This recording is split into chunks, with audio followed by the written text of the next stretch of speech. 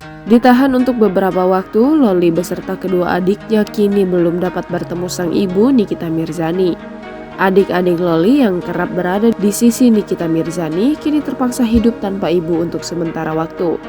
Tak dapat bertemu ibu, kondisi Aska Rakila Ukra, anak kedua Nikita Mirzani, ternyata memprihatinkan.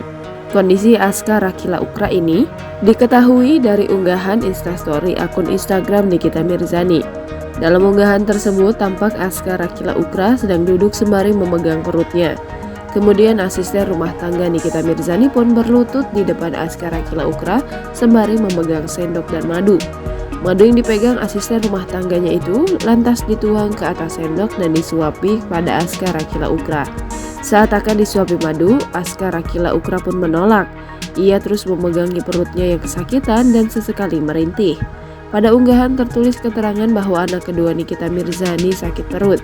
Dibujuk untuk minum madu agar perutnya tidak terlalu sakit, Aska Rakila Ukra tetap menolak. Akhirnya, setelah terus-terusan dibujuk, anak kedua Nikita Mirzani meminum madunya. Sakit perut di saat sang ibu tak ada karena ditahan, raut wajah anak kedua Nikita Mirzani terlihat sangat menderita. Jangan lupa subscribe, share, komen, dan like ya.